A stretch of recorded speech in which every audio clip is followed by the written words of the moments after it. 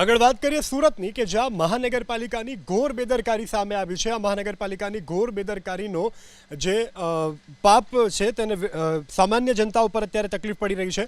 ભાઠા ગામથી માયાવંશી મહોલ્લામાં જતો રસ્તો છેલ્લા 1 મહિનાથી બંધ રહેતા 50થી વધુ પરિવારોને હાલાકીનો સામનો કરવો પડી રહ્યો છે। સ્થાનિકોનો આરોપ છે કે છેલ્લા 1 મહિનાથી અહીં ડ્રેનેજનું કામ ચાલુ હતું, પૂર્ણ થઈ ગયું છતાં હજુ સુધી રસ્તો બનાવવામાં નથી આવ્યો।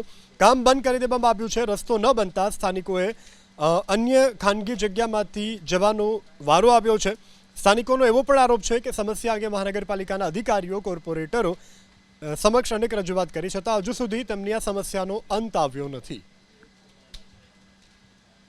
આગાહી હતી 22 તારીખે વરસાદ પડવાનો છે, છતાં એ લોકોએ કામ બી ચાલુ રાખ્યું હતું અને કોઈ બી સંજોગમાં એ લોકોએ સંપૂર્ણ કામ પૂરું કર્યું નથી અને અમને એટલી બધી ટ્રબલ પડે છે ત્યારે આવડ જવાની કે અહીંયા 108 બી આવી નહીં શકતી, અમારા પોતાના વાહન બી બહાર નહીં નીકળી શકતા, અમારે નોકરી ધંધે જવું હોય તો બી તકલીફ પડે છે। અમારો રસ્તો અમને ક્લીન કરીને મસ્ત બનાવી આપો અને અમારા ફળિયામાં લાઇટ બાઇટ કશું જ છે નથી, બધી સ્ટ્રીટ લાઇટ પણ છે પણ ચાલતી કોઈ જ નથી। અમને લેડીઝ લોકોએ રાતના જવાની તકલીફ પડે, અંધારામાં અમે એકલા કઈ રીતે જઈ શકીએ।